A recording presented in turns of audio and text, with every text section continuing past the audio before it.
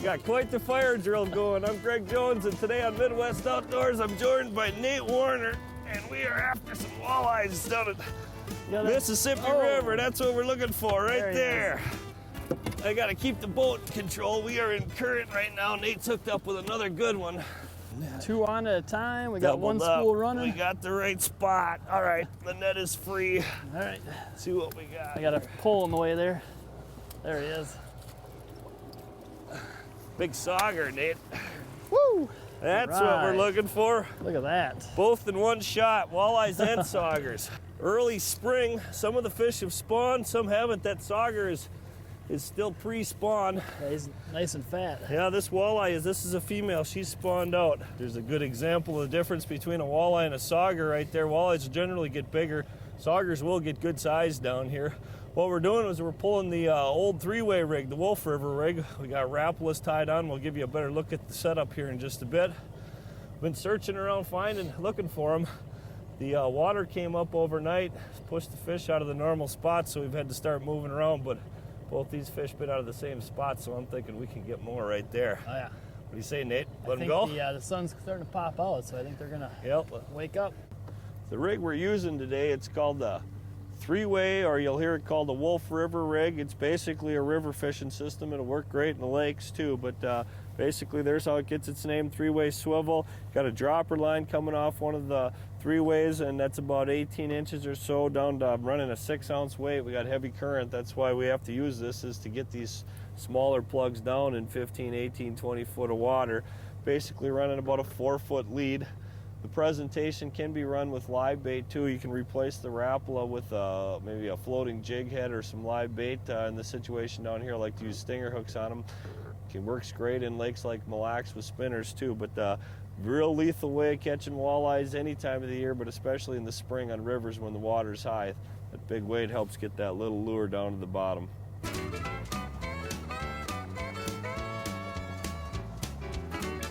There's another big fish, yeah. Keep working it straight. Tell me when you're ready for net. Yeah. Here's the arrow. Pass me the net if you could there, Dave. There you go. Hook him up. Oh, beautiful. Yeah. He's a pig. Another one of the nice ones. Oh. Barely hooked. Oh, look at that. Woo. That's a cookie cutter. See that? That popped out just like that. This presentation is lethal, but you have to work on the fine-tuning parts, keeping the boat in control and keeping tension up. It's one of the few ways you can get a little plug down in 18, 20 feet where these fish are.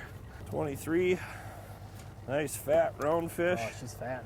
Yeah, they're looking pretty healthy. This one must have spawned a while back. Yeah. That felt good. Nice river fish. Yep, put that one back.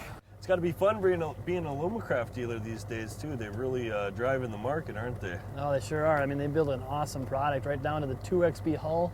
I mean, this aluminum boat just runs so nice. As we've seen today, the water got a little bit rough at times, and we stayed dry. Yeah, and you can control it in these heavy current conditions. You know, what I love is these top rod lockers with this trolling setup. You know, instead of having to stash it all the way, it's nice and handy to put in and get out. Yeah, this Tournament Sports has got a lot of room inside of it. We worked around here pretty good with 4 rods going, and, you know, fire drill happens once in a while, and we grab rods, but we're not climbing over the top of each other. No, it's got a lot of space. Yeah. Did he come up and eat it on top? Yeah, he sure did.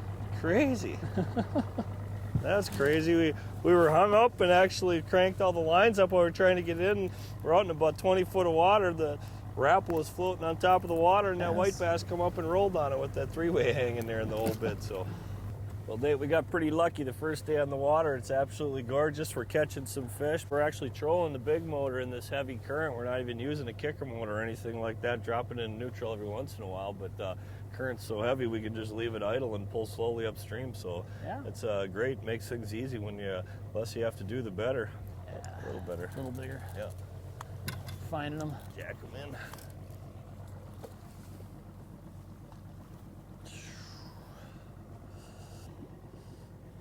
Beautiful little fish. Well,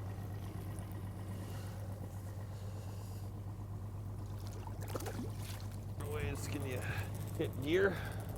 Part of river fishing. You catch those critters too. They like this spot too. Give these fish about another week or two and the whiteys will move up real shallow. We've seen a lot of people pitching jigs today, but they don't seem to be doing much. When the jig fishing's going shallow, you'll catch a bunch of those. Fish on. Yeah, been working for this one. Yeah, we have. Last one of the day. That is some strong current. Yep. Oh. Yeah. All right. Woo! Thank you, sir. Way to go. Look at that. That same old rapple, and he spit that out just like that. Tell you what, folks, get yourself some heavy sinkers, pick up some rappalas, and troll that big current. You're going to catch yourself some nice fish.